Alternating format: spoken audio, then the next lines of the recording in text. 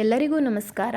ಇವತ್ತು ಸಿಂಪಲ್ ಆಗಿ ಒಣಮೆಣಸಿನ್ಕಾಯಿ ಚಟ್ನಿನ ಮಾಡ್ಕೊಳ್ಳೋದನ್ನ ಈ ವಿಡಿಯೋದಲ್ಲಿ ತೋರಿಸ್ತೀನಿ. ಎಲ್ಲೂ ಸ್ಕಿಪ್ ಮಾಡದೆ ಪೂರ್ತಿ ವಿಡಿಯೋನ ನೋಡಿ.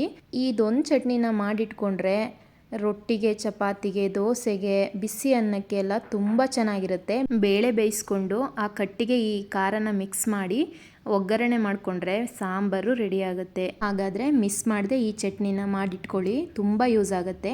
ಇವಾಗ ಹೇಗೆ ಮಾಡೋದು ನೋಡ್ಕೊಳ್ಳಿ. ಒಂದು ಪಾತ್ರೆನ ಬಿಸಿಗಿಟ್ಟು ಅದಕ್ಕೆ ಸ್ವಲ್ಪ ಎಣ್ಣೆನ ಸೇರಿಸ್ಕೊಂಡು ಒಂದು 20 ಗುಂಟೂರು ಮೆಣಸಿನ್ಕಾಯಿ, ಒಂದು 5ರಿಂದ 6 ಬ್ಯಾಡಗಿ ಮೆಣಸಿನ್ಕಾಯಿನ ಹಾಕಿ ಈ ರೀತಿ ಕೆಂಪಾಗೋವರೆಗೂ ಚೆನ್ನಾಗಿ ಹುರ್ಕೋಬೇಕು. ಅದು ಸ್ವಲ್ಪ ಕ್ರಿಸ್ಪಿ ಆಗಬೇಕು ಒಣಮೆಣಸಿನ್ಕಾಯಿ.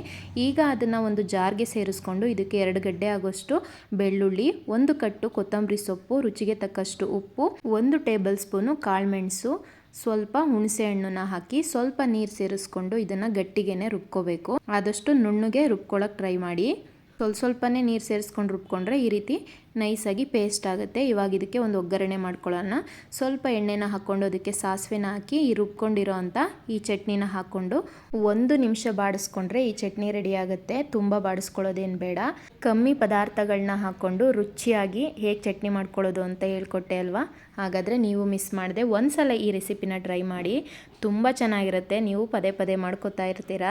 ಒಂದು ಏರ್ಟೈಟ್ ಬಾಕ್ಸ್ಗೆ ಈ ರೀತಿ ಚಟ್ನಿನ ಹಾಕಿಟ್ಕೊಂಡ್ರೆ ಹೊರಗಡೆ ಇಟ್ಟರೆ ಒಂದು 3-4 ದಿನ ಇರುತ್ತೆ. ಇದನ್ನು ಫ್ರಿಜ್ನಲ್ಲಿ ಸ್ಟೋರ್ ಮಾಡಿಟ್ಕೊಂಡ್ರೆ ಎಷ್ಟು ದಿನ ಆದರೂ ಹಾಳಾಗಲ್ಲ, ತುಂಬ ಚೆನ್ನಾಗಿರುತ್ತೆ. ದೋಸೆ ಏನಾದರೂ ಮಾಡಿಕೊಂಡಾಗ ಈ ಚಟ್ನಿನ ಸವರಿ ತುಪ್ಪದಲ್ಲಿ ರೋಸ್ಟ್ ಮಾಡಿ ತಿಂತಾಯಿದ್ರೆ ದೋಸೆನ ಎಷ್ಟು ತಿಂದ್ರೂ ಸಮಾಧಾನ ಆಗಲ್ಲ, ಅಷ್ಟು ಚೆನ್ನಾಗಿರುತ್ತೆ. ನೀವು ಒಂದ್ಸಲ ಈ ರೆಸಿಪಿನ ಟ್ರೈ ಮಾಡಿ.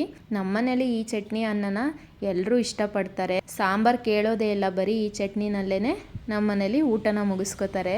ಹಾಗಾದರೆ ನೀವು ಮಿಸ್ ಮಾಡದೆ ನಿಮ್ಮ ಮಕ್ಕಳೇನಾದರೂ ಹಾಸ್ಟೆಲಲ್ಲಿ ಓದ್ತಾ ಇರೋರು ಅಥವಾ ಬೇರೆ ಊರಲ್ಲಿರೋರು ಏನಾದರೂ ಇದ್ದರೆ ಈ ರೀತಿ ಚಟ್ನಿನ ಮಾಡಿ ಕೊಟ್ಟು ಕಳಿಸಿ.